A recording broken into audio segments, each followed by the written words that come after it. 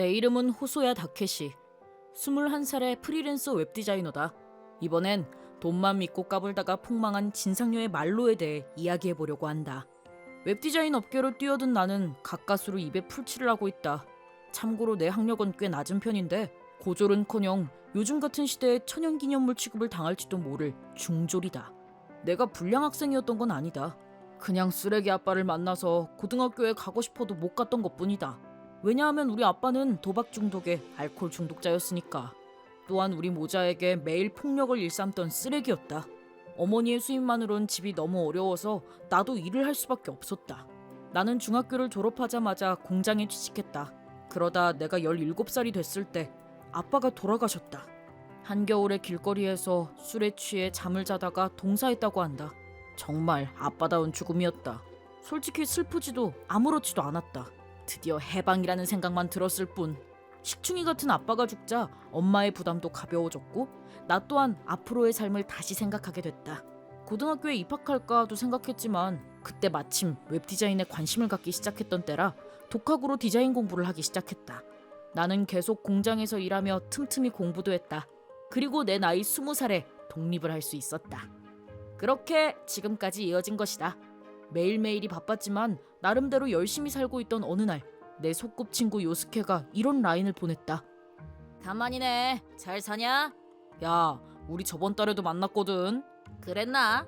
그래도 한 달이나 못 봤는데 간만 아니냐? 대학생과 회사원의 시간 감각은 다르니까. 아, 됐고 무슨 일인데? 사실 그게 내일 모레 미팅이 있는데 멤버 한 명이 독감에 걸렸지 뭐야. 갑자기 이런 부탁해서 미안한데 네가 올래? 미팅이라 해본 적 없는데. 그럼 경험 삼아 한번 나와봐. 상대 여자애들은?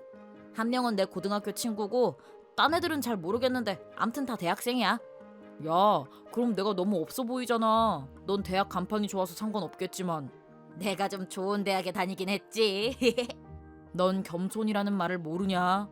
그런 건 엄마 뱃속에 두고 나온 지 오래다. 굳이 강연은 안 하는데 진짜 괜찮겠냐? 너 못소리잖아. 네가 뭔 상관? 여친이 필요 없는 거면 상관없는데 저번에 술 마시면서 네가 여친 사귀고 싶다고 울었잖아. 헐, 대박. 내가 그런 말을 했다고? 네가 그랬음. 찍은 동영상 있는데 보내줄까? 됐거든. 넌 왜 그런 걸 찍고 난리야? 야, 아무튼 여친 사귀고 싶으면 와라. 네가 그런다고 여친이 생기겠냐? 그건 그래. 솔직히 여자와는 연이 없는 인생을 살아오던 내게 대학생과의 미팅은 너무 레벨이 높았다. 하지만 동시에 여친을 사귀고 싶은 것도 사실이었다. 일상 속 자연스러운 만남을 기대할 수도 없었기에 절호의 찬스인 것도 분명했다. 그래서 일단 부딪혀나 보자는 마음으로 미팅에 참가했는데 막상 자기소개 시간이 되자 저는 도케이 의대 3학년입니다. 대박! 일본에서 제일 머리 좋은 애들만 간다는 곳이잖아. 게다가 의대. 아, 얘랑 저는 케이코 대학 경제학과 3학년입니다. 잘 부탁해요. 요스케와 다른 남자 멤버도 인류대학이었다. 또한 여성 멤버 중 한 명인 나루미 씨는 품격 있고 청초해 보였으며 단정하지만 비싸 보이는 옷을 입고 있었다. 저는 오차노우의 대학에 다니고 있어요. 그럼 그렇지. 부자들이 다니는 대학이었다. 알고 온 거지만 번지수를 잘못 찾은 것 같았다. 그러던 중 드디어 내 차례가 왔다. 저는 프리랜서 디자이너고요. 너무 창피한 나머지 말도 자꾸 더듬거렸고 그냥 너무 창피했다. 그런데 디자이너세요? 멋지다. 진짜 옷 스타일도 좋으시고. 의외로 아주 평범한 반응들이었다. 부자의 학력이 좋다고 해서 남을 무시하진 않는구나. 나 또한 편견이 있었던 것 같았다. 얜 고등학교도 안 가고 계속 일만 했어. 그 와중에 혼자 독학해서 프리 디자이너가 된 거지. 짱이지? 요스케는 나를 치켜 세워주며 이야기해줬다. 말은 좀 험하게 해도 괜찮은 친구다. 하지만 요스케의 말이 끝나자마자 뭐? 중졸? 대학에 못 간 것도 왜 저러는데 고등학교도 못 나왔다고? 무슨 용기로 여길 나왔을까? 마지막 여성 멤버인 시바사키 유리 씨는 날 혐오스럽게 바라보며 대놓고 막말을 뱉었다. 분명 나루미 씨와 같은 대학이었다. 뭐가 마음에 안 들었던 건지 처음엔 말도 잘 안 하더니 술이 좀 들어가니까 입에 자크가 열려버린 것 같았다. 야, 말이 너무 심하잖아. 그치만 쟤만 급이 떨어지잖아. 안 그래도 남자애들 수준 낮아서 짜증 죽겠구만. 그녀의 역대급 발언에 분위기는 급 싸해졌고 얼마 지나지 않아 미팅은 끝이 나버렸다. 역시 내가 낄 자리가 아니었다며 엄청 후회했다. 그 다음 날 저 혹시 저 기억나세요? 어제 같이 술 마셨던 나름이에요. 당연히 기억하지. 그때 우리가 연락처를 교환했었나? 실례일 줄은 알고 있지만 제가 요스케 씨한테 물어봤어요. 제 마음대로 연락처를 물어봐서 미안해요. 괜찮아. 난 아무렇지도 않아. 근데 무슨 일이야? 무슨 일은 아니고요. 제가 꼭 드릴 말씀이 있어서요. 저번에 제 친구가 무례하게 굴었던 거요. 정말 죄송해요. 아, 그거? 그건 나름이 잘못도 아닌데 뭐. 제가 그 친구를 데려온 거잖아요. 어쩌다 보니 같이 나가기로 되어버려서. 아무튼 그 친구 때문에 미팅 분위기도 나빠진 거니까요. 그건 그래. 솔직히 좀 불편하긴 했어. 뭐 근데 낄끼빠빠 못했던 내 잘못도 있고. 아니에요. 저는 다케시 씨랑 만나게 돼서 좋았어요. 사실 나도 좋았어. 근데 그런 심한 말을 해버려서. 있잖아. 나 궁금한 게 있는데 그 여자애랑 어떻게 친해진 거야? 서로 성격도 다른 것 같던데? 옛날부터 부모님끼리 친하셨어요. 그래서요. 굳이 말하자면 악연이죠. 그랬구나. 대충 뭔지 알겠다. 저 사과의 의미랄까? 아니, 그게 아니라 괜찮으시면 다음에 저랑 단둘이 만나실래요? 비온 후에 땅이 굳어진다고 했던가. 무려 나루미에게 애프터 신청을 받게 됐다. 그 후 나는 그녀와 데이트를 하게 됐고 그 이후에도 계속해서 함께 시간을 보내게 됐다. 왜 나 같은 놈을 좋아해 주는 건지 궁금해서 넌지시 물어봤는데 사실은 요스케가 다케시의 집안 이야기를 해준 적이 있었어. 힘들었을 텐데 열심히 돈도 벌고 미래를 위해서 공부까지 했다며. 진짜 존경스럽더라. 멋지기도 하고. 그랬구나. 아무래도 요스케가 약간의 지원 사격을 해준 듯했다. 다음에 한 잔 꼭 사줘야겠군. 이렇게 나와 나루미는 사귀게 됐고 그로부터 4년이란 시간이 흘렀다. 나는 여전히 프리랜서 디자이너를 하고 있다. 그래도 전보다는 수입이 더 많아져서 삶의 여유도 생기고 모든 게 참 좋았다. 그러던 어느 날 어느 회사의 웹디자인을 맡게 되어 미팅을 위해 그 회사로 향하게 됐다. 그날 2명의 담당자와 처음 얼굴을 마주하게 됐는데 처음 뵙겠습니다. 담당자인 시바사키라고 합니다. 이번에 저희 회사 일을 맡아주셔서 정말 감사합니다. 그때 그 진상 아가씨와 생각지도 못한 재회를 하고 만 것이다. 하지만 상대방은 나를 몰라보는 눈치였다. 하긴 그녀에게 나는 그저 파리 같은 존재였겠지. 나 또한 괜한 말싸움으로 불편해지고 싶지 않았기 때문에 그냥 처음 보는 척하며 이야기를 이어나갔다. 업무 이야기라서 그런지 그때처럼 날 막대하진 않았다. 철이 든 모습에 내심 놀라기도 했다. 하지만 미팅이 끝나고 얼마 지나지 않아서 그동안 잘 지내셨어요? 작업은 어떻게 돼가고 있나요? 잘 돼가고 있습니다. 예정일보다 더 빨리 끝날 것 같아요. 정말 대단하세요. 호세아 씨에게 일을 맡기길 잘했네요. 말씀 감사합니다. 열심히 일한 보람이 있네요. 근데 호세아 씨는 어느 대학을 나오셨어요? 아, 저는 대학을 나오지 않았어요. 디자인 일도 거의 독학으로 공부했습니다. 대단하세요. 독학으로 이렇게까지 성공하시다니. 달라지셨네요? 그게 무슨 말씀이시죠? 아닙니다. 방금 말은 신경 안 쓰셔도 돼요. 아무튼 만족하실 수 있도록 열심히 하겠습니다. 기대하겠습니다. 근데 혹시 이번 주말 저녁에 시간 어떠세요? 네, 일은 6시까지만 하기 때문에 저녁 시간은 널널합니다. 괜찮으시면 한번 뵙고 싶은데요. 좋습니다. 이번 작업에 관해서 하실 말씀이 있으신 건가요? 아니요, 그게 아니라 그냥 개인적으로 뵙고 싶어서요. 회식 자리에 불러주시는 건가요? 그렇다고도 볼 수 있겠네요. 참가자는 저와 호세아 씨 단 둘뿐이지만요. 그러니까 저랑 같이 한잔하고 싶다는 건가요? 부끄럽지만 맞아요. 싫으세요? 아니요, 그런 건 아니에요. 다행이네요. 제가 잘하는 바가 있는데 거기서 봐요. 알겠습니다. 그녀의 데이트 신청을 받게 된 나는 조용한 바에서 그녀와 함께 술을 마시게 됐다.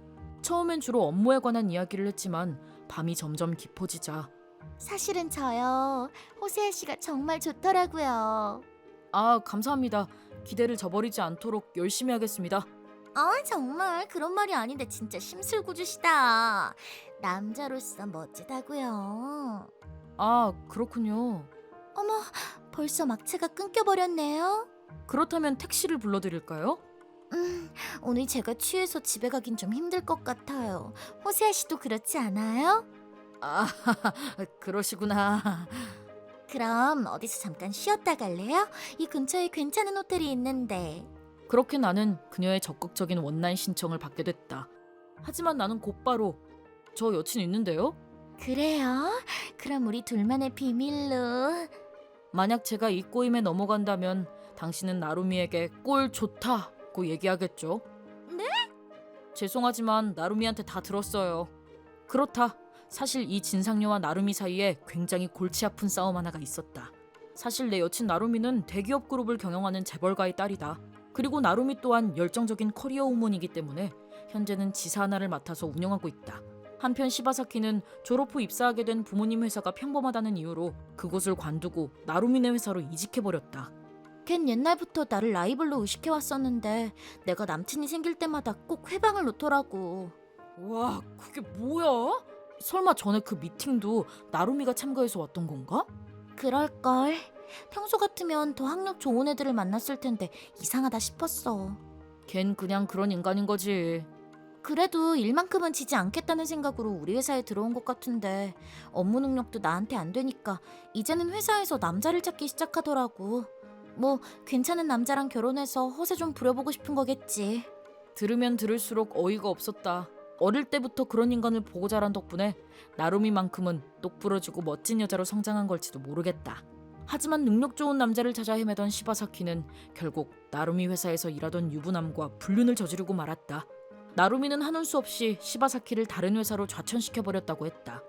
그 좌천된 회사가 바로 나와 작업 중인 회사였던 것이다. 나는 나루미에게 시바사키와 만난 일을 이야기했다. 그러자 바로 이런 사정들을 말해줬던 것이다. 나루미의 이야기에 따르면 시바사키는 좌천당한 일을 원망하고 있다고 했다. 언제 한 번은 술에 취한 채 나루미에게 전화해서 너 두고 봐. 언젠간 꼭 복수할 거니까. 이대로 내가 물러날 줄 알아? 와 같은 원망 섞인 화풀이를 한 적도 있다고 했다. 그리고 나루미의 남친인 내게 작업을 건 것도 단순한 우연이 아니었다. 나를 빼앗아서 복수하고 싶었던 거였다.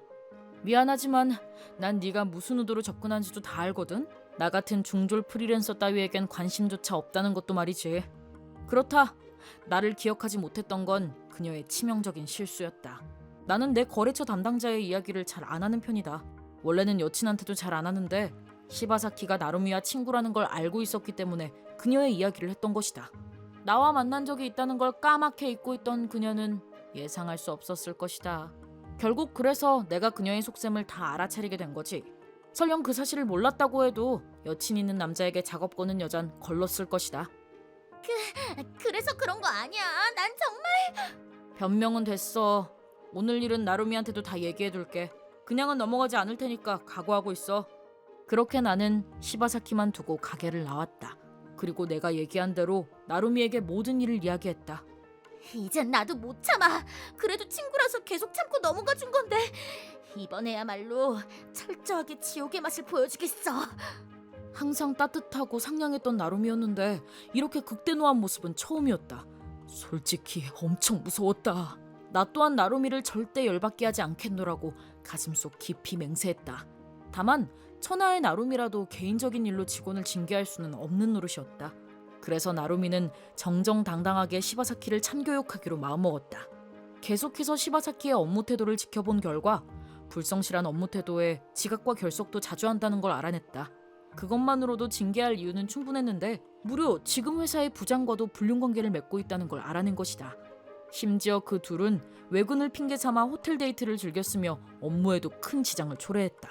게다가 모텔이 아닌 비즈니스 호텔만 다니면서 출장이 잡히면 호텔 영수증을 얹어서 돈을 2배로 청구한 사실도 알아냈다. 그 사실을 알게 된 나루미는 오히려 멘붕이 온 듯했다. 그래도 한때 친구였던 그녀가 이렇게까지 패급 인간일 줄은 생각도 못했겠지. 이렇게 시바사키는 모처럼 얻게 된 2번째 기회도 날리고 말았다. 부장은 연봉 삭감과 정직 처분을 받았고 2번의 불륜 사건으로 기업에 큰 손해를 끼친 시바사키는 정직 처분과 권고사직을 받게 됐다. 얼마 지나지 않아 시바사키는 스스로 회사를 관뒀다고 한다. 당연한 얘기지만 퇴직금은 한 푼도 받지 못했다고 한다. 이런 사고를 쳤는데도 해고를 못 시키다니. 횡령이나 형사입건 같이 큰일이 아닌 이상 원칙적으로 해고는 불가능해. 그래서 이런 경우 징계할 수 있는 최고 수위가 정직 처분 혹은 권고사직 정도지. 정직 기간 동안은 월급도 못 받을 거고 권고사직까지 받았는데 회사에 계속 다닐 수는 없는 거잖아? 그건 그래. 차라리 이직할 회사를 찾는 게 낫지. 정직이라곤 해도 월급은 못 받으니 생활도 어려워질 거고. 그래도 유리 같은 경우는 집이 잘 사니까 굶어 죽을 일은 없을 거야. 아, 물론 지금은 이야기가 달라졌겠지만. 응? 그게 무슨 말이야? 내가 말했잖아. 지옥의 맛을 보여주겠다고. 그 후 듣게 된 이야기를 통해 극대노한 나루미는 귀신보다 무섭다는 사실을 깨달았다. 먼저 나루미는 회사의 고문 변호사를 통해 이번에 시바사키가 일으킨 불륜 사건의 내용 증명을 작성했다. 그와 동시에 회사가 입은 손해액도 산출했다고 한다. 먼저 나루미네 회사에서 일으킨 첫 번째 불륜 사건으로 인해 불륜남이 자진 퇴사를 하게 됐는데 하필 그 직원의 능력이 뛰어났던 탓에 몇 군데의 거래처가 신뢰를 이유로 계약을 해지했다고 한다. 나루미가 직접 해결하고 나선 덕분에 다시 재계약한 곳도 있었지만 그래도 회사가 떠안은 피해액이 상당했다. 그리고 두 번째 불륜 사건. 이번에도 부장이 정직 처분을 받게 됐기 때문에 그만큼 업무량이 더 늘어나면서 손해가 발생하고 말았다. 두 회사의 손해액을 산출해낸 내용 증명을 시바사키의 부모님께 보낸 것이다. 그 금액을 재판을 통해 청구할 것인지 그 액수와 맞먹는 일을 알선해줄 것인지를 이야기하기 위해 나루미가 시바사키 부모님을 찾아갔다고 한다. 시바사키의 부모님은 사죄했고 본인들이 딸을 잘못 키운 벌이라며 손해액을 전부 배상하는 것에 합의했다고 한다. 또한 부모님이 내준 금액을 훗날 시바사키가 모두 다 갚는 조건으로 약속해주셨다. 현재 시바사키는 부모님의 감시 아래 시시하다며 때려친 나루미네 회사의 하청업체에서 일하고 있다. 하루아침에 화려했던 생활에서 온종일 육체노동을 하는 생활로 바뀌었고 사택이라는 이름의 싸구려 아파트에서 출퇴근하는 일상이 되어버렸다. 참고로 월급도 다 부모님이 관리하고 계시고 도망갈 수 없도록 핸드폰도 압수당했다고 한다. 솔직히 평생 딸바보였던 분이 이렇게까지 해주실 줄은 몰랐어. 뭐 그분들도 한 회사의 사장이니까 어쩔 수 없었겠지. 딸 문제로 끝내버릴 사안이 아니었으니까. 맞아. 그래도 부모님이 정직하신 분들이라 다행이야. 근데 총 피해액은 어느 정도였어? 그냥 모르는 게 좋을걸. 오케이. 그럼 나도 근면 성실하게 일하도록 할게. 다케시의 한결같은 모습과 성실히 노력하는 모습이 너무 좋아. 앞으로도 잘 부탁해. 나야말로 나루미에게 어울리는 남자가 되도록 앞으로도 노력할게. 요시미, 정신 차려. 정신 좀 차려봐. 내 이름은 오보 요시미, 27살의 주부입니다.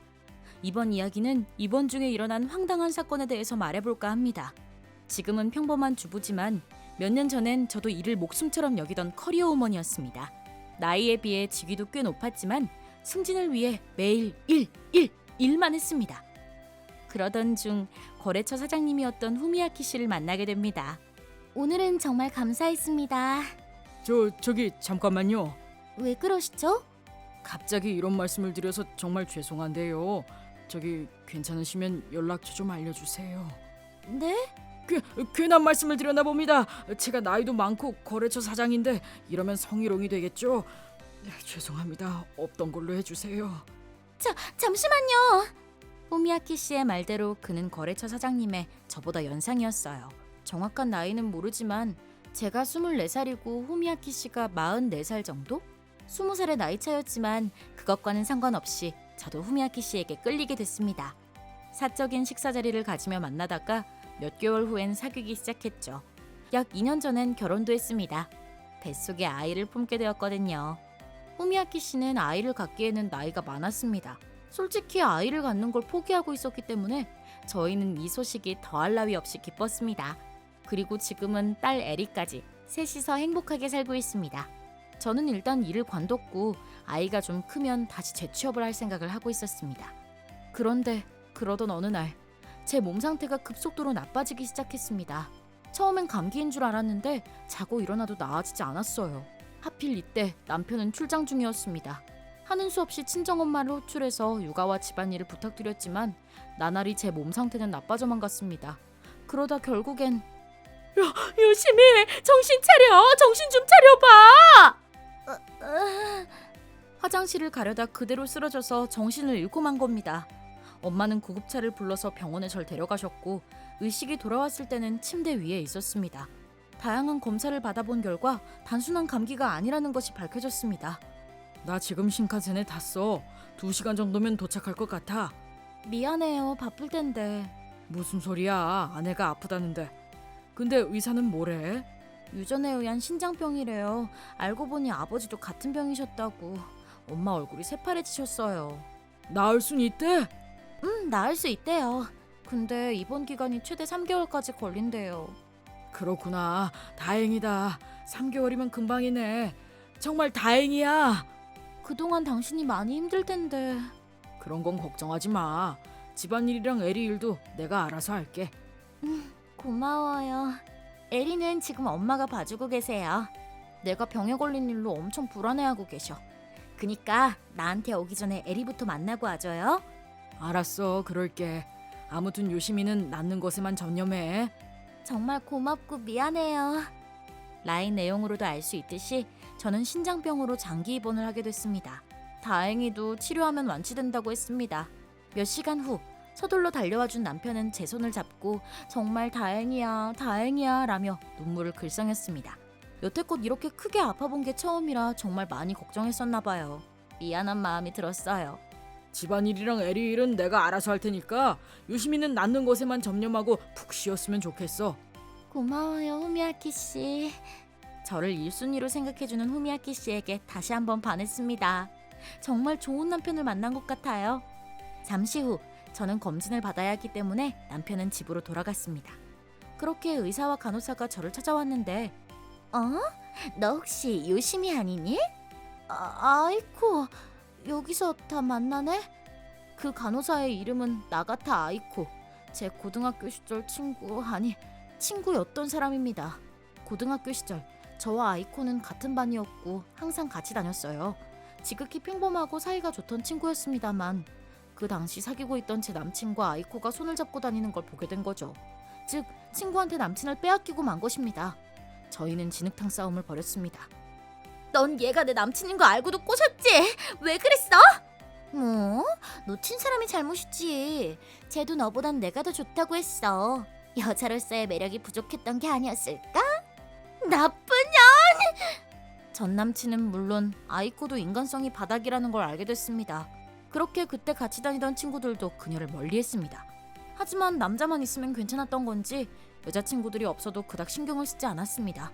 저희도 아이코를 따돌린 건 아니었고 그냥 멀리했을 뿐이었죠. 근데 그 이후 아이코와 전 남친은 곧바로 깨지고 말았습니다. 금사빠였던 아이코는 헤어지자마자 다른 남자랑 사귀는 행동을 반복했어요.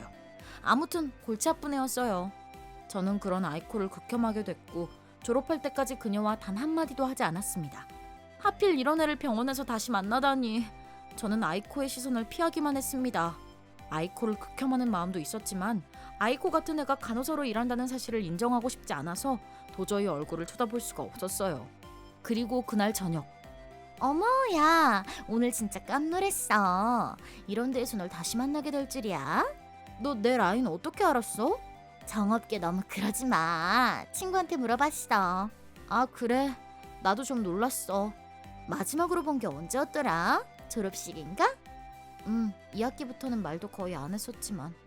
아, 맞다. 그때 내가 네 남친을 뺏어갔었지? 그래서 그렇게 무뚝뚝하게 구는 거야? 그렇지 뭐. 그치만 거의 10년 전 일이잖아. 걔랑은 바로 헤어졌어. 이제 와서 다시 문제 삼을 일도 아닌데. 그건 그래.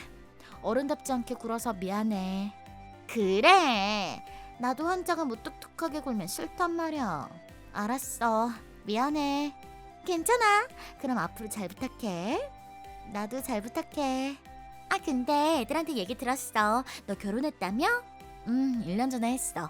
게다가 남편분이 사장이라던데 진짜야? 맞아. 일하다가 알게 됐어. 어이, 짱인데. 넌 정말 모르는 게 없구나. 내가 일한 소식엔 좀 빠삭하지. 이제 곧 소등 시간이네. 아, 그래. 푹 쉬어. 아이코와 이런 라인을 주고받았습니다.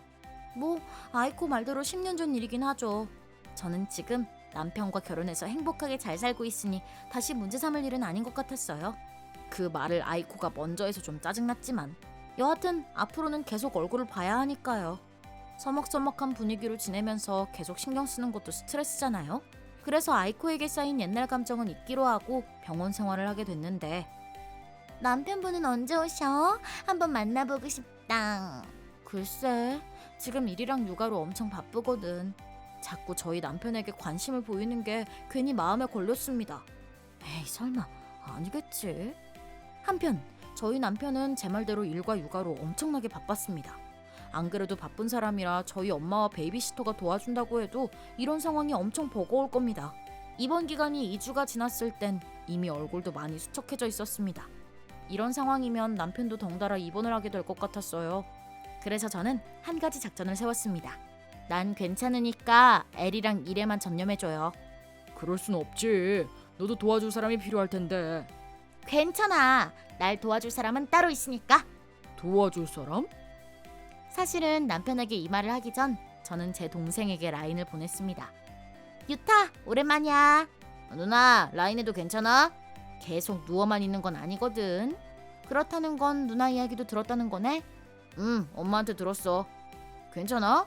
마침 나도 내일쯤엔 누나 보러 가려고 했었어. 치료는 순조롭게 받고 있는데 그거 말고 다른 고민이 있어서. 고민? 나 대신 남편이 모든 일을 다 맡아서 하고 있거든. 이대로 가다간 쓰러질 것 같아서. 아, 엄청 바쁘신 분이니까. 그치? 그래서 적어도 내 병간호 정도는 쉬게 해주고 싶어서. 잠깐만, 그럼 나보고 누나 병간호를 하라는 건가? 눈치가 빨라. 역시 내 동생. 아, 나도 좀 바쁜데. 너 요즘 일 없다고 집에서 계속 쉬고 있다며. 엄마는 괜한 소리를. 아, 반년 전에 내가 빌려줬던 10만 원 아직 안 갚았더라. 2년 전엔 용돈으로 20만 원이나 줬었는데. 아, 내가 출세하면 갚는다니까. 그럼 이자 갚는 셈 치고 누나 좀 도와줘. 그 정도 가치는 있다고 보는데요. 기꺼이 받들겠습니다. 내 동생 유타는 프리카메라맨입니다. 그렇다곤 해도 돈이 잘 안 벌려서 항상 저나 부모님의 돈으로 생활하고 있죠. 유타가 집에 돌아왔다는 엄마의 말을 듣고 이럴 때 동생 덕 좀 보자는 생각으로 동생을 불러냈던 겁니다. 이렇게 제 병간호는 동생이 하게 됐습니다. 덕분에 남편은 일과 육아에만 전념할 수 있게 됐죠. 누나에게 빚이 많았던 동생은 곧바로 제게 달려와줬어요. 심심해하실까봐 만화랑 게임을 좀 가져와 봤습니다. 수고가 많구나. 좀 투덜거리긴 해도 의외로 성실하게 제 병간호를 해줬습니다. 조금 모자란 친구지만 그래도 저한테는 귀여운 동생이랍니다. 그동안 치료도 다 받을 수 있었고 입원 기간도 다 끝나갔습니다. 회복돼서 정말 다행이야. 에리도 엄마가 빨리 보고 싶대. 코시국 때문에 면회도 할 수 없었으니까요. 영상통화로라도 우리 딸 보여줘서 고마워요. 에리가 엄마 얼굴을 까먹으면 안 되잖아. 빨리 퇴원일이 정해지면 좋겠는데. 맞아. 나도 빨리 퇴원해서 에리를 안아주고 싶어요. 퇴원일이 정해지면 나도 알려줘. 알았어요. 고마워요. 이렇게 후미야키 씨와 라인을 주고받으며 침대에서 뒹굴거리고 있는데 아이코가 찾아왔습니다. 아이코. 웬일이야? 갑자기 미안해. 너한테 꼭 할 말이 있었어. 그녀는 의기양양한 미소를 짓고 있었습니다. 예전에도 이 미소를 본 적이 있었는데? 라는 생각과 함께 기분 나쁜 옛 기억이 떠올랐습니다. 정말 미안한데 난 네 남편이랑 잤어? 근데 어제 내가 임신인 걸 알게 됐지 뭐야? 라는 충격적인 폭탄 발언을 짓거렸습니다. 그 순간 제 눈앞이 깜깜해졌습니다. 잠깐만, 뭔가 좀 이상해. 하지만 곧바로 그 말이 좀 이상하다는 걸 알게 됐죠. 임신? 우리 남편 아이를 가졌다고? 그래, 맞아. 그니까 아내자를 양보해줘야겠어? 네 남편도 내가 좋대. 이런 사적인 이야긴 별로 하고 싶지 않았는데 우리 남편 정관 수술했어. 뭐야? 맞습니다. 남편은 딸이 태어나자마자 정관 수술을 결심했어요. 사실은 제가 딸을 출산할 때 과다출혈로 생사를 오고 갔던 경험을 했었거든요. 그래서 에리만 잘 키우자며 본인이 정관 수술을 하겠다고 이야기해 준 것입니다. 즉 남편은 누군가를 임신시킬 수 없었습니다. 그럴 리가 없어. 지금 현실도 피하고 싶어서 생각난 대로 막말하는 거잖아. 있잖아. 유타 씨는 분명 날 책임져 주겠다고 했단 말이야. 그녀는 분명 유타라고 했습니다. 그건 제 동생의 이름인데. 어떻게 된 건지 말 좀 해줄래? 그래, 나와 유타 씨 사이의 러브 스토리를 들려주지. 그녀는 자칭 내 남편 유타와 사귀게 된 계기에 대해서 자랑스럽게 말하기 시작했습니다. 어느 날 아이코는 병실을 나가는 유타와 딱 마주치게 됐는데 혹시 요시미의 남편분이세요? 저는 요시미를 담당하고 있는 간호사 나가타라고 합니다. 라며 내 남편으로 착각하고 인사를 했다고 합니다. 그 말에 참지 못하고 한마디 쏘아붙였습니다. 근데 왜 내 남편이라고 생각한 거야? 왜냐면 꾸준히 병원을 왔었으니까. 항상 네 병간호도 해주던데 네 남편이 아니면 뭐겠어? 사실 저와 동생은 서로 얼굴이 닮지 않았습니다. 그리고 제 동생이 좀 늙어 보이긴 해요. 남편은 육아와 일 때문에 초반에 몇 번 병문안을 온 뒤로 온 적이 없습니다.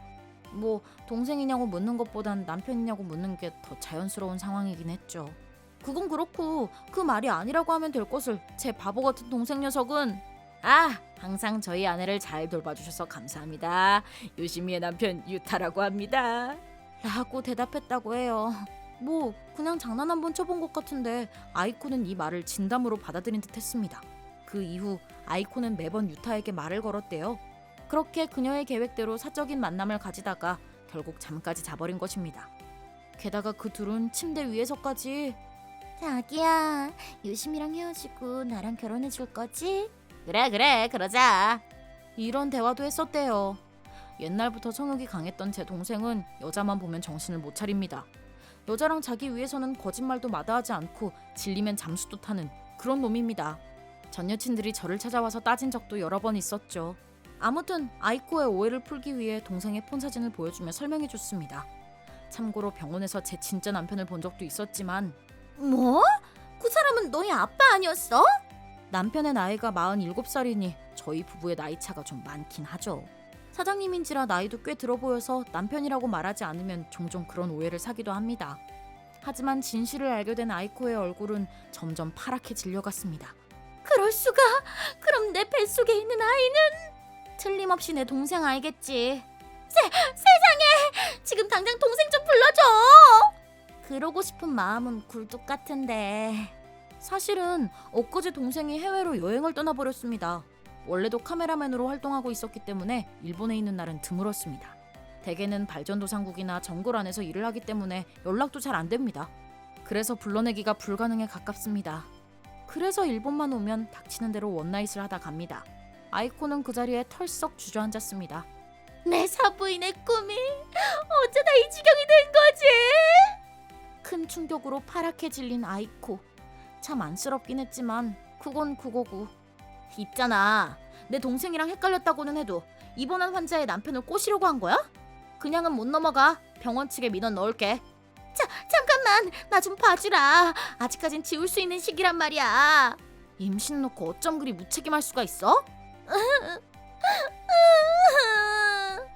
울부짖는 아이코. 그런 그녀에게 동정의 마음 따윈 없었습니다. 저는 퇴원하기 전 병원장에게 직접 아이코의 행위에 대해 고발했습니다. 그리고 저도 처음 알게 된 건데 사실은 그녀도 유부녀였습니다. 게다가 그 남편은 같은 병원에서 일하는 의사 선생님. 이번 사건은 병원에 쫙 소문이 났고 물론 남편의 귀에도 들어갔습니다. 맨 처음 계획은 남편에게 이혼을 당해도 사장 부인이 되기만 하면 개이득이라고 생각한 것 같지만 안타깝게도 그 상대는 사장도 아니며 지금 어디에 있는지도 모르고 답도 없는 그런 남자.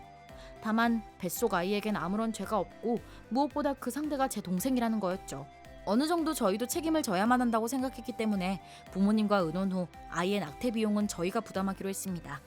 물론 다음에 동생이 귀국하면 아주 혼쭐을 내줄 생각입니다.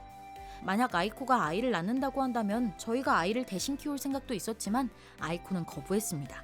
불쌍하게도 아이는 태어나지도 못한 채 천국으로 떠나게 되었습니다. 그리고 그녀는 결국 병원에서 해고를 당했고 남편의 이혼 요구와 함께 많은 액수의 위자료도 청구당했다고 합니다. 한편 저는 무사히 퇴원을 했습니다. 에리. 드디어 우리 가족이 다 모였네. 겨우 3개월 떨어져 있었는데 진짜 많이 컸다. 한 살일 땐 정말 폭풍 성장하는구나. 앞으로는 우리 떨어지지 말자. 네. 근데 아이코 씨는 왜 나를 꼬시려고 했던 걸까? 사장이긴 해도 그냥 아재인데. 잘은 모르겠지만 옛날부터 걔가 남의 남자한테 자주 눈독을 들이긴 했어요. 저도 걔한테 한번 남친을 뺏긴 적이 있었고요. 아유, 참 불쌍한 사람이네.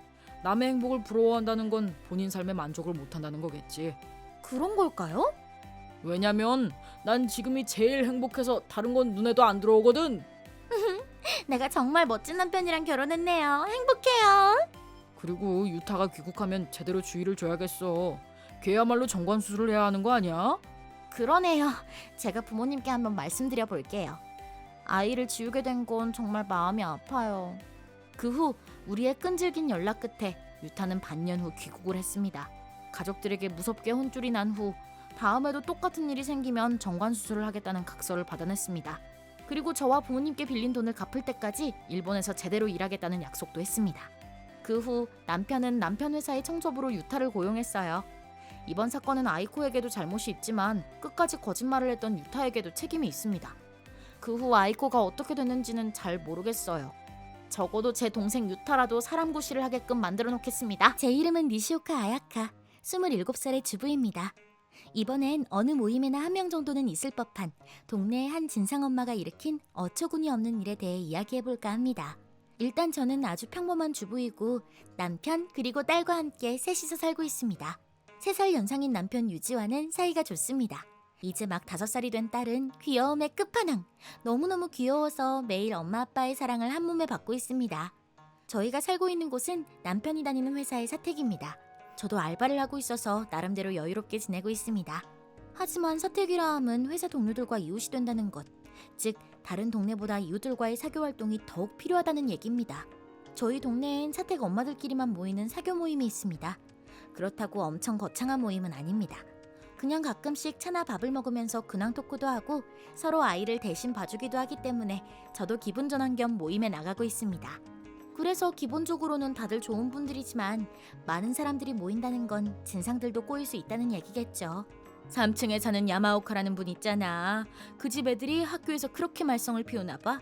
그리고 기무라 씨네 남편분 이번 승진에서 떨어졌대. 그리고 스즈키 씨는 금연을 실패했고, 아 맞다! 나카노 씨 아내분 있잖아. 꼭 성형한 것 같지? 계속해서 뒷담화만 읊어대는 그녀의 이름은 미즈코시 아이미 씨. 같은 사택에 살고 있고 나이는 35살이며 초등학생 아들을 키우는 엄마입니다. 그리고 보시는 바와 같이 남의 뒷담화를 굉장히 좋아하는 여자입니다. 저런 얘긴 다 어떻게 알아오는 건지 남의 비밀을 이렇게 사방팔방 떠들고 다닙니다. 저는 이런 식의 뒷담화를 좋아하지 않습니다.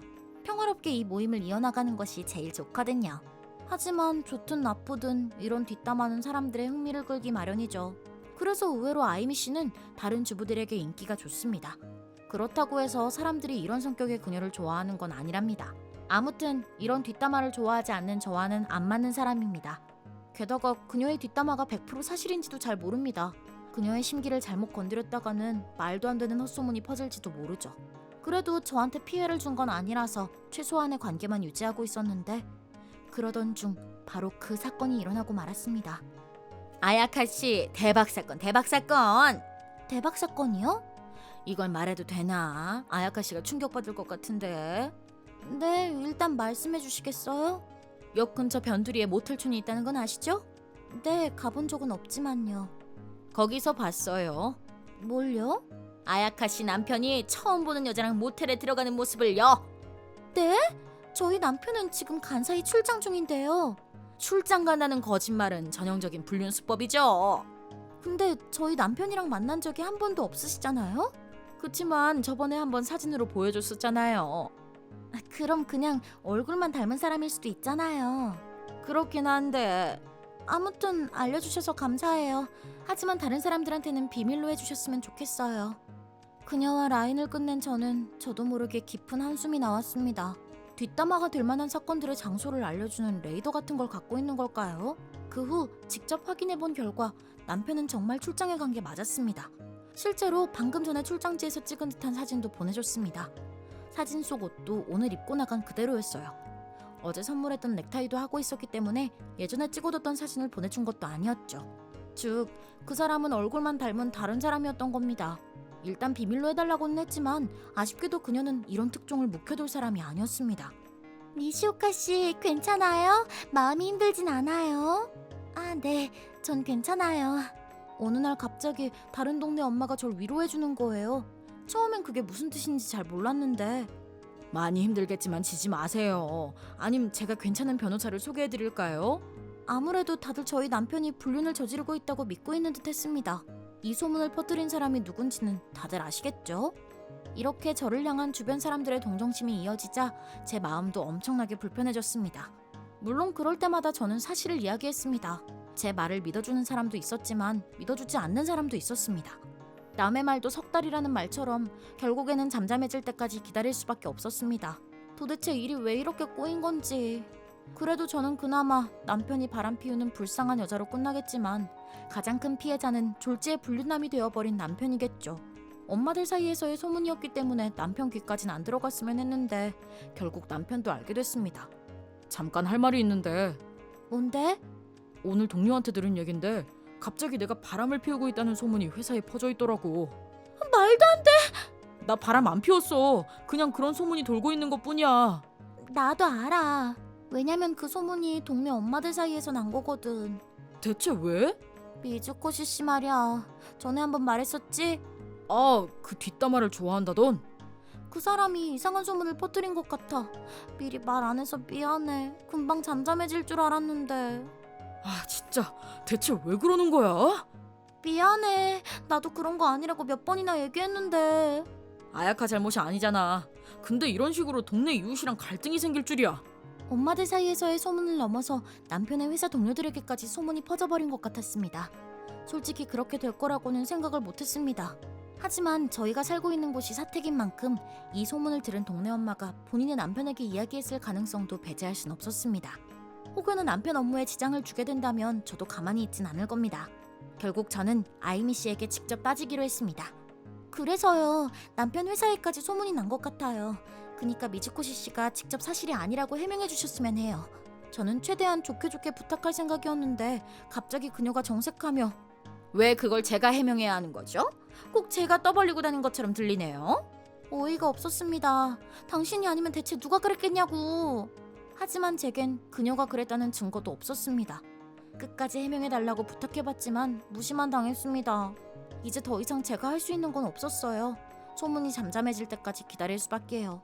그러던 어느 날, 마스터, 한 잔 더 부탁해요. 제가 알바하는 곳에 회식이 끝나고 집에 가던 중 저 혼자 잠깐 바에 들렸습니다. 평소 같으면 저 혼자 이 차는 꿈도 못 꿨지만 오늘만큼은 아이미 씨와의 일 때문에 스트레스가 쌓여 있었습니다. 물론 남편의 허락도 받았습니다. 아야카가 스트레스를 받는 것도 당연하지. 화 풀고 와. 라며 웃는 얼굴로 저를 보내줬습니다.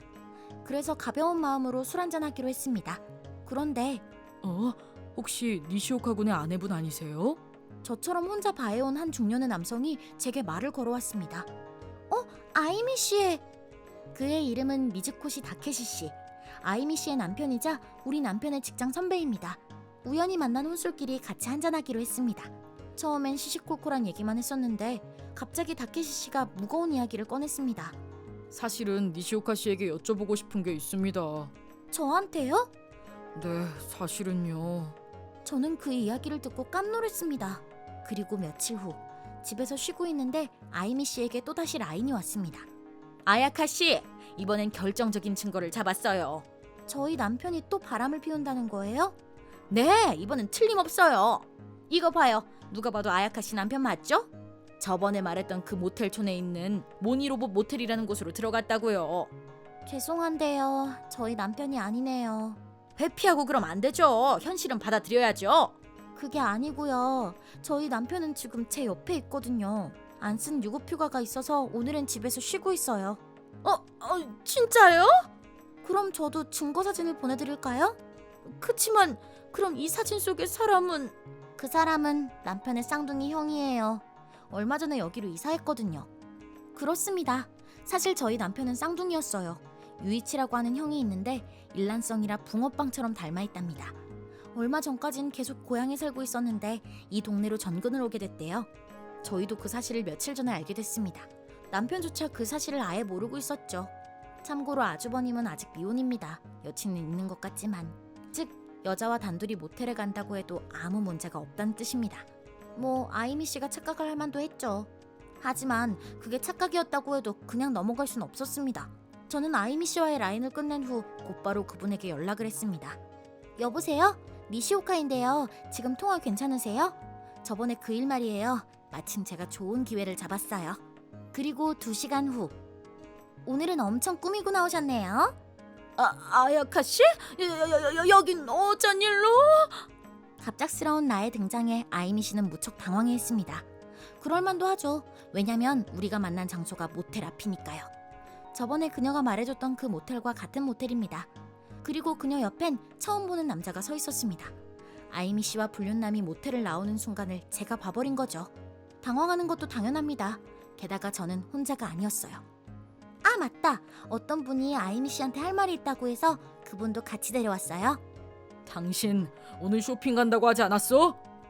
여보! 도대체 여기를 어떻게... 이 일의 발단은 며칠 전 그녀의 남편을 우연히 바에서 만났던 날로 되돌아갑니다. 그때 다케시 씨가 제게 털어놓았던 이야기가 뭐였냐면요. 요즘 아내가 좀 이상해요. 외출하는 횟수도 늘었고 요즘 들어 부쩍 옷이나 가방을 사달라고 하네요. 예전부터 꾸미는 걸 좋아하던 사람이었지만 요즘은 그게 더 심해졌어요. 그러게요. 그건 좀 이상하네요. 여자가 봐도 이상해 보이나요? 제가 과민 반응하는 건 줄 알았어요. 근데 한번 의심하기 시작하니 걷잡을 수가 없더라고요. 다케시 씨가 불안해하는 것도 당연하죠. 하지만 확실한 증거가 없는 듯했습니다. 주말엔 부부가 함께 집에 있었기 때문에 바람을 피운다면 평일이었을 겁니다. 평일에는 출근을 해야 했기에 그녀를 미행하는 것도 불가능합니다. 또한 흥신소나 사람을 고용할 만큼 돈이 많지도 않아서 매일 혼자서 끙끙 앓기만 했다고 합니다. 그러다 우연히 저를 만나 마음속 이야기를 털어놓게 된 거죠. 근데 저도 좀 의아했던 점이 있었습니다. 제가 맨 처음에 받았던 라인 말이에요. 모텔촌에서 제 남편으로 보이는 사람을 봤다고 했는데 그럼 아이미 씨는 대체 무슨 일로 모텔촌에 간 거였을까요? 그곳엔 주부들이 갈 만한 슈퍼도 없었습니다.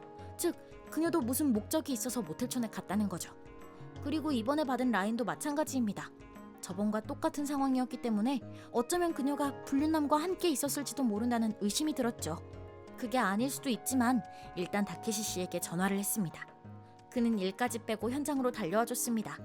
결국 저희의 의심이 사실로 드러났습니다. 저희는 아이미 씨에게 따져 물었습니다. 이렇게 된 이유에 대해서 제가 직접 설명을 드리면 아야카 씨, 저한테도 사생활이라는 게 있거든요? 그걸 떠벌리고 다니다니! 그녀가 전에 제가 했던 얘기를 그대로 따라하길래 저도 미소를 지으며 한마디 했습니다. 그게 지금 누가 할 소린데요? 애초에 당신이 그런 라인만 안 보냈어도 이런 일은 없었을 거예요. 그치만 그건... 그런 특종을 손에 넣었으니 아마도 입이 간지러우셨겠죠. 그러다 자기 발등까지 찍은 건 좀 어이없네요. 맞아요. 아이미 씨는 결국 본인 스스로 자기 발등을 찍어버린 겁니다. 아이미 씨는 분한 듯이 머리를 감싸주고 있었고 옆에 서 있던 남자는 바들바들 떨고 있었습니다. 그러던 중 가만히 서 있던 아이미 씨의 남편이 입을 열었습니다. 일단 오늘 중으로 네 짐 갖고 저가댁에 가 있어. 조만간 이혼 변호사한테서 연락이 갈 거니까 너도 미리 준비해놔. 잠깐만. 이건 그냥 불장난이었어. 진짜 사랑해서 만난 게 아니라고. 뭐야? 나한테는 저 대머리 아재 속여서 위자료랑 양육비 왕창 뜯어낸 다음 돈이나 펑펑 쓰면서 살아보자며. 야, 넌 좀 빠져, 이 머저리 같은 놈아. 백수 주제에 말이 많아. 너희들의 그 더러운 사랑 싸움 따윈 보고 싶지 않아. 뭐 너의 진짜 속내를 알게 된 건 다행이지만 그런 거 아니야. 부탁이니까 나랑 얘기 좀 하자. 응? 당연히 그래야지. 여보. 위자료랑 친권 등등 여러모로 너랑 얘기할 것들이 많으니까 말이야. 라고 말만 남기고 그 자리를 떠나버렸습니다. 홀로 남겨진 아이미 씨는 새파랗게 질린 얼굴로 남편을 쫓아가려고 했지만 극대노한 불륜남에게 잡혀버렸죠.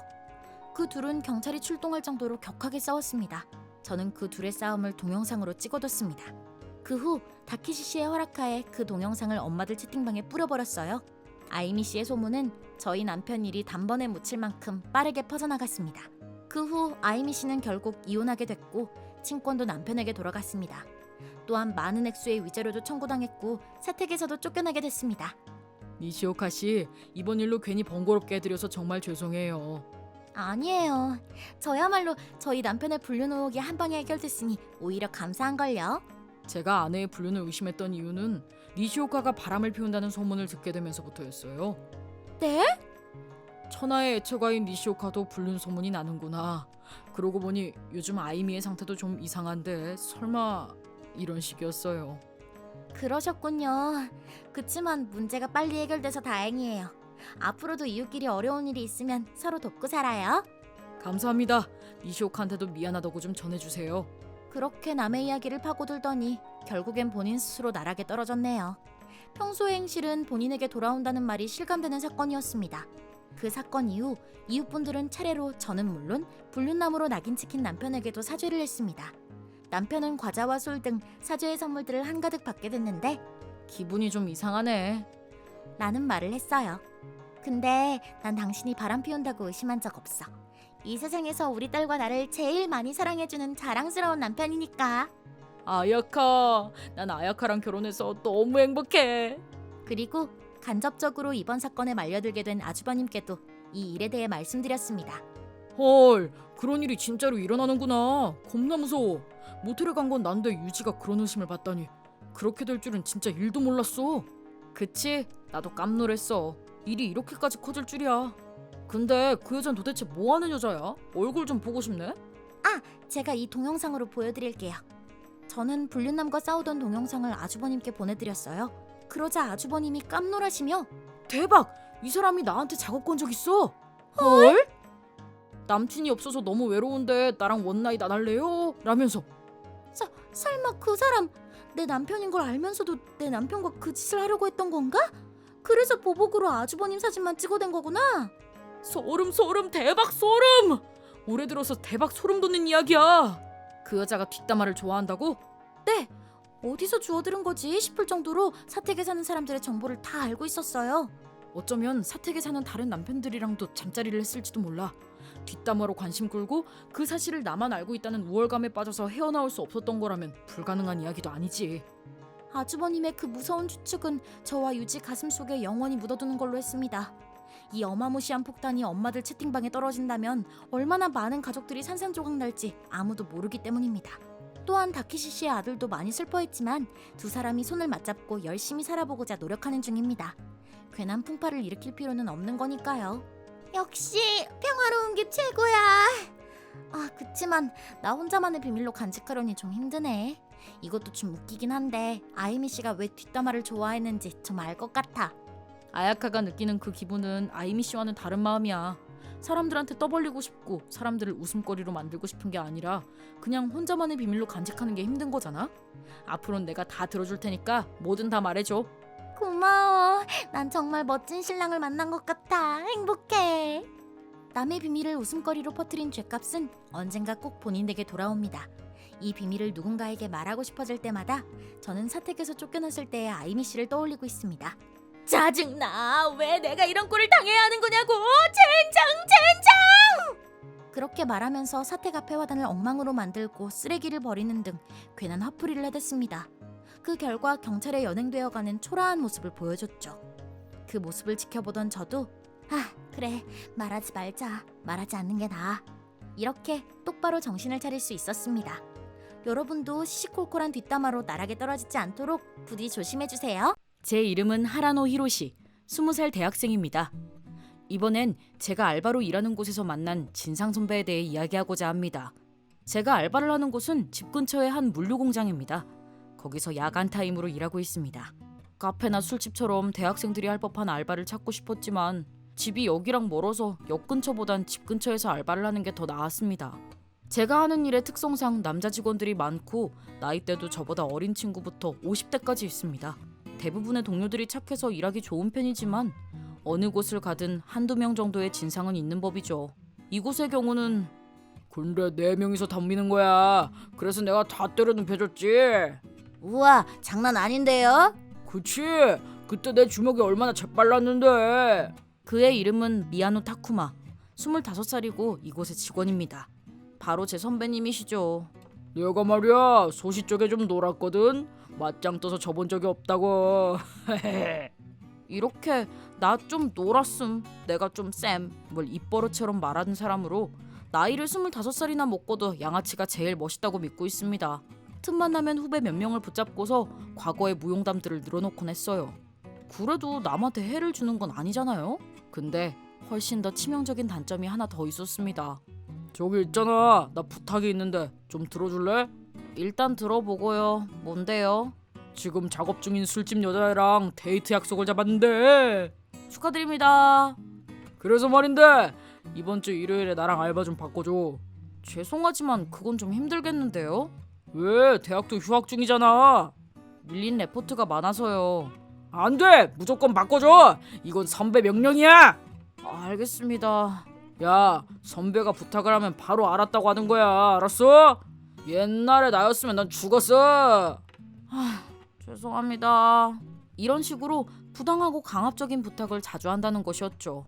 게다가 바꿔달라고 한 주제에 저 대신 알바를 해준 적도 없었어요. 그냥 제 노동 시간만 늘어날 뿐인 거죠.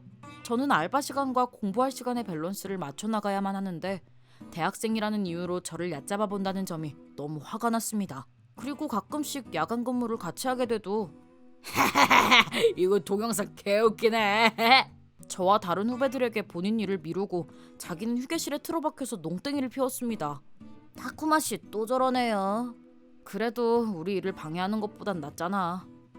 뭐 그렇긴 한데요.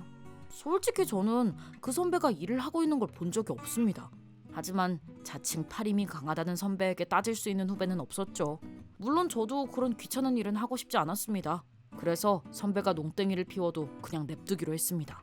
그리고 또 하나 짜증나는 건, 야, 너한테 기술 하나만 써봐도 되냐? 저 지금 일하는 중인데요. 짜증나니까 빨리 엎드려라. 선배 명령이다. 요즘 프로레슬링에 빠졌나 봅니다. 기술들을 자꾸 흉내내보려고 하는 겁니다. 항복이요. 뭐라고? 잘 안 들리는데. 너무 아파서 이것 좀 안 했으면 좋겠습니다. 다른 후배도 피해를 당하고 있고요. 근데 여러분도 이건 좀 선을 넘지 않았나 생각하시죠? 이 선배가 뭐든 지 마음대로 할 수 있었던 이유는 열심히 하고 있냐? 아빠 열심히 하고 있으니까 월급 좀 올려줘요. 조만간 올려줄게. 이분은 이 공장의 사장님인 동시에 미야노 선배의 친아버지십니다. 이놈이 옛날엔 정말 꼴통이었는데 그래도 지금은 다 정산하고 열심히 일하고 있으니 내가 고생을 한 보람이 있지. 아빠 옛날 이야기는 그만하세요. 막말로 옛날 일은 다 청산했다고 해도 열심히 일하지도 않는데 항상 이렇게 오냐오냐 하십니다. 좋게 말하면 손이 많이 갈수록 귀여운 내 새끼인 거고 나쁘게 말하면 꼴통을 오냐오냐 키우는 막장 부모라고 할 수 있죠. 하지만 사원 나부랭이인 우리들에게 사장님은 절대적인 존재죠. 불평 불만이 쌓여도 그걸 아무도 이야기할 수 없다는 게 현실입니다. 그러던 어느 날, 다들 모여봐. 오늘부터 새로운 알바생이 오게 됐네. 소개하지. 미치 씨 인사해.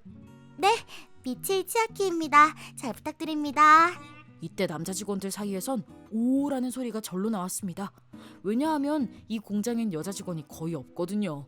게다가 얼굴도 꽤 예쁜 편이라 더욱더 놀랐습니다. 우와, 저 예쁜 여자애는 대체 뭐죠? 신입이잖아. 이제 너도 막내가 아니니까 얼타지 말고 제대로 가르쳐줘. 네. 뭐 젊은 여자애라고 해도 후배가 되는 것은 변함이 없습니다. 그것보다 제가 더 신경 쓰였던 건 역시 내가 잘못 본 게 아니었군. 저 혹시 너 미츠이니? 하나노네? 오랜만이야. 중학교 졸업식 이후로 처음이지? 그녀는 저의 중학교 동창이었습니다. 사이가 엄청 좋았던 건 아니었지만 그 당시 어떤 사정으로 반해서 겉돌던 제게 유일하게 말을 걸어줬던 여자아이였습니다.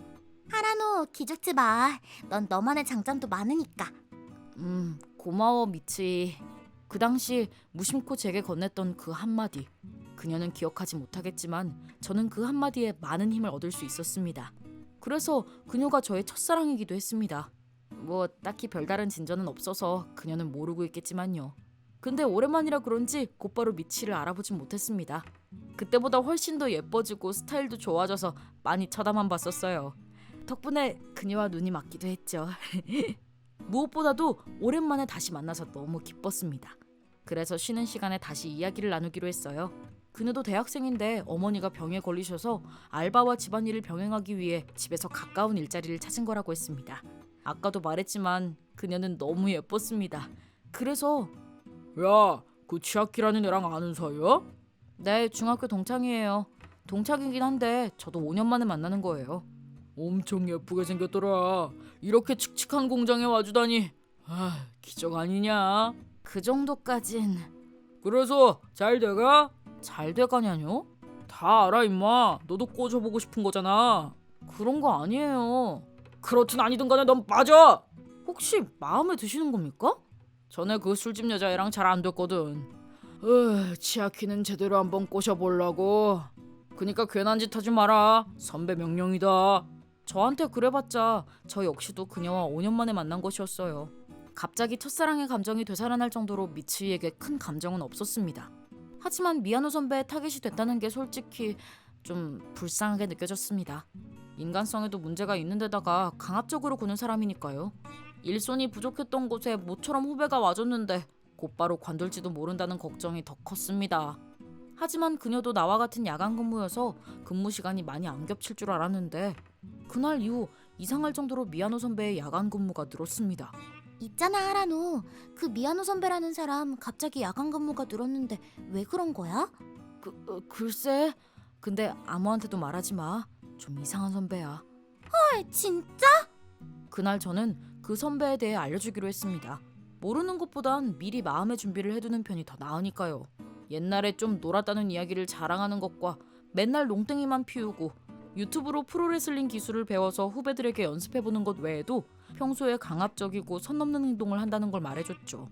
그러자 미치의 얼굴은 점점 새파래졌습니다. 있지 있어. 옛날에 좀 놀던 시절을 자랑하는 겁나 구린 남자들이. 딱 그런 사람이야. 혹시 너한테 말 걸면 그냥 대충 대답만 해줘. 무슨 일이 있으면 나한테 말하고. 그래봤자 같이 뒷담화 까주는 것밖에 못하겠지만. 오케이.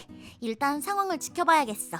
다만 미치이를 정말 꼬실 건지는 확실치가 않아서 미치이를 노리고 있다는 말은 하지 않았습니다. 하지만 미치이랑 근무가 겹칠 때마다 그래서 그 상대가 야쿠자였는데 말이야. 내가 그냥 반 죽여놨지. 그러더니 간부 같은 사람이 날 스카우트하더라고. 대박이지? 아, 네. 대박이네요. 그치? 옛날엔 내가 잘 노는 일진이었거든. 지금은 그 성질이 많이 죽었지만 근데 빡치면 그때 성격이 나오고 그래. 아, 너무 무섭다. 지아키한테 무섭게 안 할 테니까 걱정 마. 제 예상대로 그녀한테도 좀 놀았을 적 무용담을 하고 있었습니다. 저희는 시선을 주고받았습니다. 진짜 완전 짜증나. 라고 하는 듯한 마음의 소리가 들리는 듯했습니다.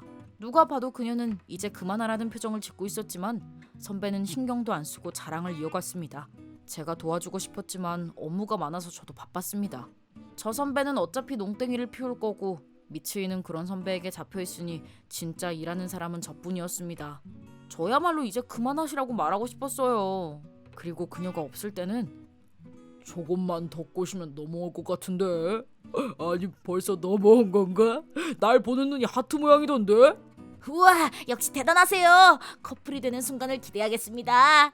그 선배 눈에는 본인에게 넘어온 것처럼 보였나 봅니다. 걱정할 일만 안 일어나면 좋겠는데 왠지 걱정되는 마음에 저는 그녀에게 라인을 보내기로 했습니다. 미츠이 오늘도 수고했어. 일은 좀 어때? 덕분에 많이 나아졌어.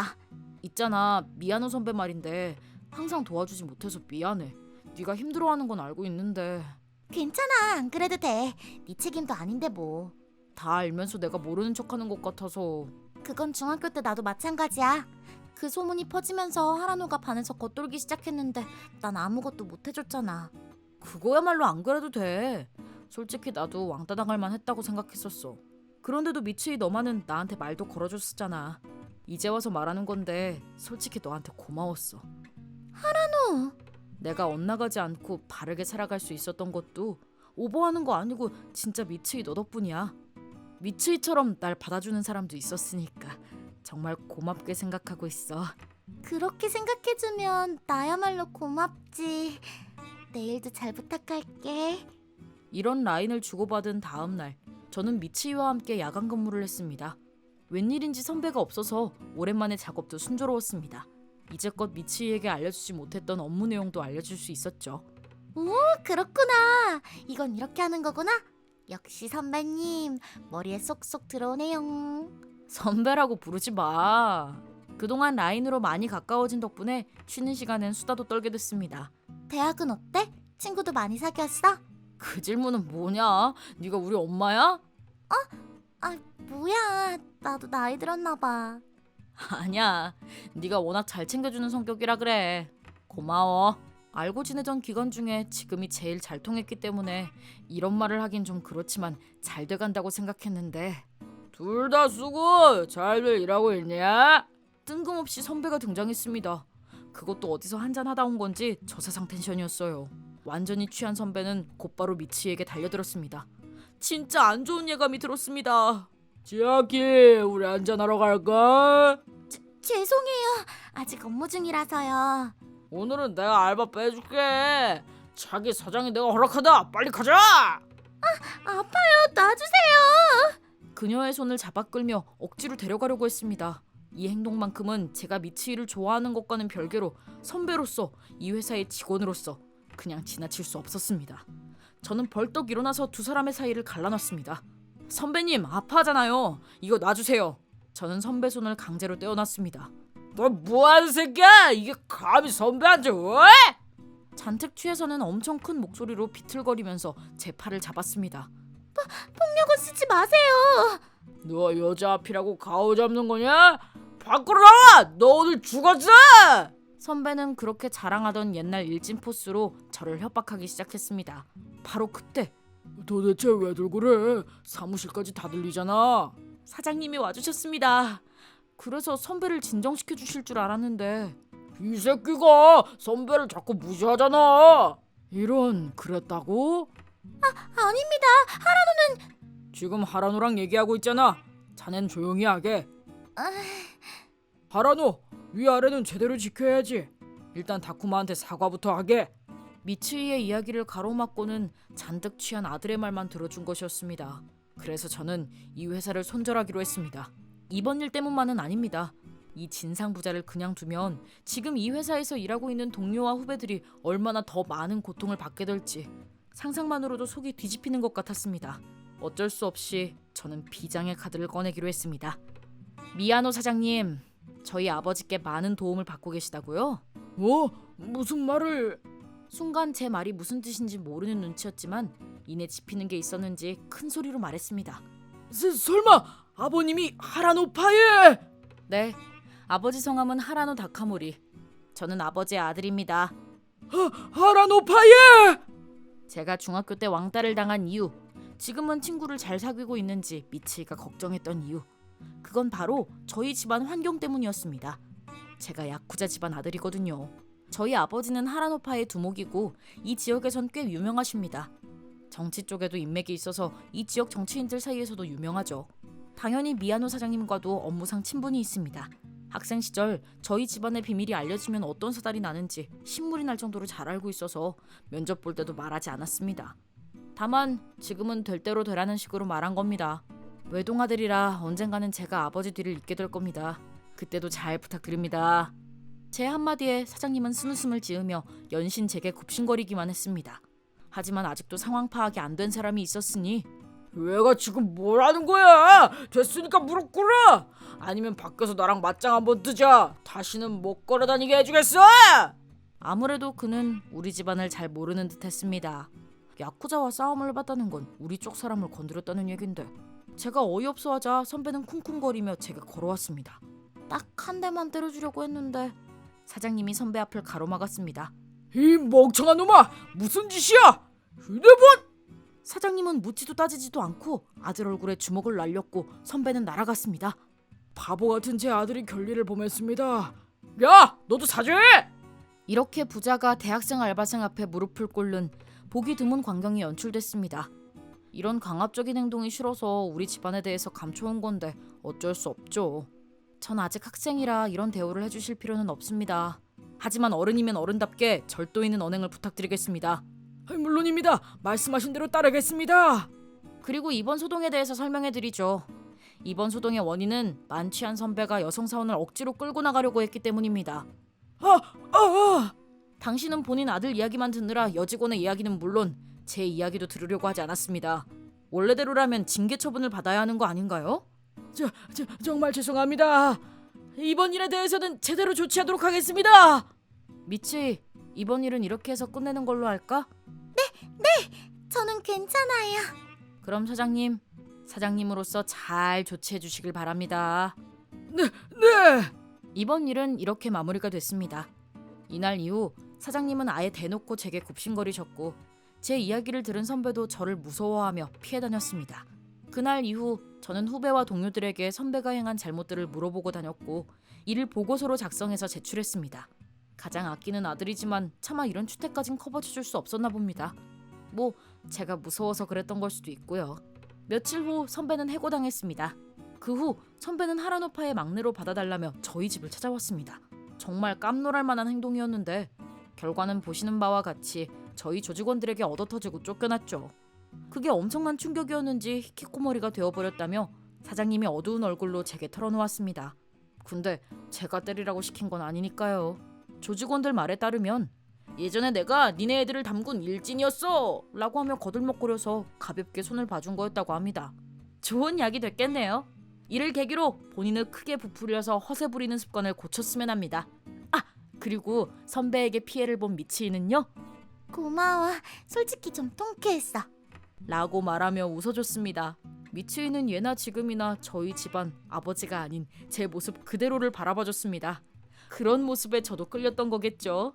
앞으로 저희 둘 사이가 어떻게 발전해 나갈지는 잘 모르겠습니다. 야쿠자와 사귀고 싶어하는 여자가 거의 없다는 사실도 잘 알고 있습니다. 그래서 이곳에서 일하는 시간만이라도 행복함을 만끽해 볼 생각입니다.